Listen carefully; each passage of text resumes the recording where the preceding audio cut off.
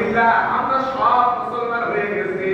এখন আর আমাদের মধ্যে আর কোনো আধিপত্য নাই, ক্ষমতার বিকেন্দ্রীকরণ নাই, আমাদের মধ্যে কোনো হানাহানি মারামারি নেই, সব কিছু চলে গেছে। সবাই করে বলেন না আছে আছে আছে আছে সাহিল যুগের সাথে তুলনামূলক কিছু আমরা পার্থক্য করতেছি। 2 নম্বর, সাহিল যুগের মধ্যে লুটতরাজ ছিল, সাহিল যুগের মধ্যে লুটতরাজ ছিল। আমার ভাইয়েরা এখন কোনো ব্যাপারে লুটতরাজ নাই, বলেন না আছে? আমার ভাইয়েরা এগুলো তো আকাশ থেকে ফেরেশতা এসে করে, বলেন ফেরেশতা এসে করে, তাহলে আমাদের মতো মানুষেরাই তো করে, ঠিক কিনা?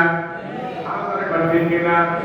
সাহিল যুগের মধ্যে চুরি ছিল, এখন তো চুরি নাই, করে বল না।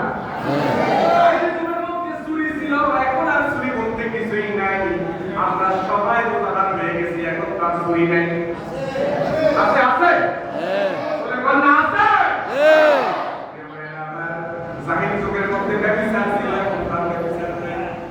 আছে আছে আছে বলে বল না আছে? আছে সাহিল যুগের মধ্যে নিষ্ঠুরতা ছিল, নিষ্ঠুরতা ছিল, এখন তার নিষ্ঠুরতা নাই। আছে সাহিল যুগের সাথে আমাদের পার্থক্যটা কি রইল?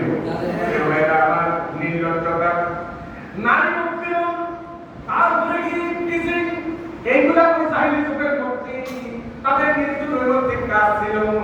নারীর সামাজিক কোনো মর্যাদা ছিল না, নারীর কোনো সামাজিক মর্যাদা ছিল না, নারীর কোনো অধিকার ছিল না, নারীর প্রতি ব্যভিচার করা হতো, নারীর উৎপীড়ন করা হতো, ইফতিজার করা হতো,